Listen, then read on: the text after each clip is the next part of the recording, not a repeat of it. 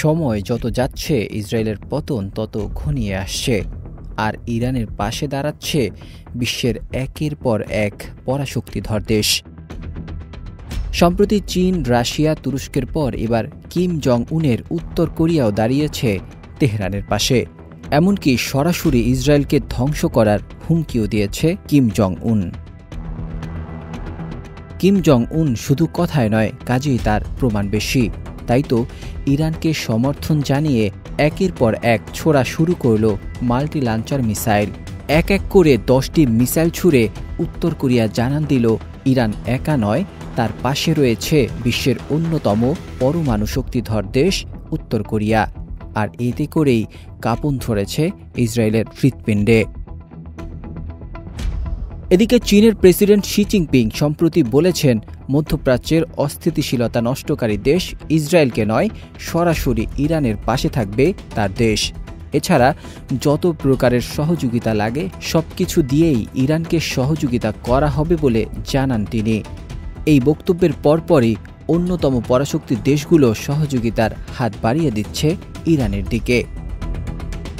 এছাড়া সম্প্রতি আমেরিকার সংবাদ মাধ্যম দাবি করেছে, চীনের অন্তত 5টি বিমান বেইজিং থেকে উড়ে গিয়েছে ইরানের দিকে। এই বিমানগুলোতে যাত্রী, পণ্য দুটোই বহন করা যায়। রহস্যময় এই বিমানে কি ছিল এ নিয়ে চলছে নানা গুঞ্জন। অনেকেই বলছেন এই বিমানে ছিল ইরানের জন্য সাহায্যমূলক অস্ত্রভাণ্ডার। যখন চীনের প্রেসিডেন্ট ইরানের পাশে, ঠিক তখন যে রাশিয়ার প্রেসিডেন্ট ভ্লাদিমির পুতিনও থাকবে তারই পাশে, এটাই তো স্বাভাবিক। এ যেন পুরো বিশ্বের শক্তিধর দেশগুলো একজোটে বেঁধেছে জোট। ভ্লাদিমির পুতিন সরাসরি ইসরায়েলকে হুমকি দিয়ে বললেন, ইরানে হামলা চালালে তার ফলাফল হবে ভয়াবহ।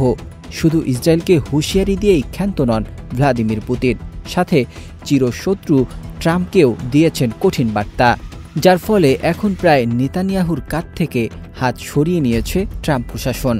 সংবাদ সংস্থা এএফপি জানিয়েছে, ট্রাম্প প্রশাসন সরাসরি ইসরায়েল ইরান সংঘাতে জড়িত হতে চাইছে না।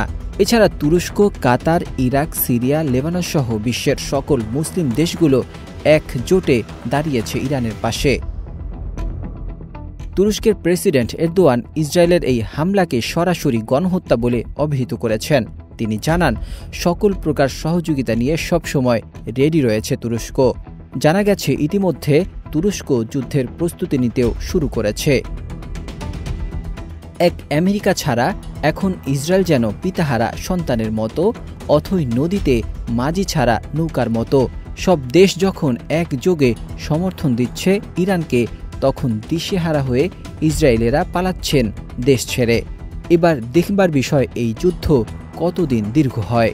বিশ্লেষকরা বলছেন, এই যুদ্ধ যদি দীর্ঘ হয় তবে তৃতীয় বিশ্বযুদ্ধ শুরুর সম্ভাবনাও রয়েছে।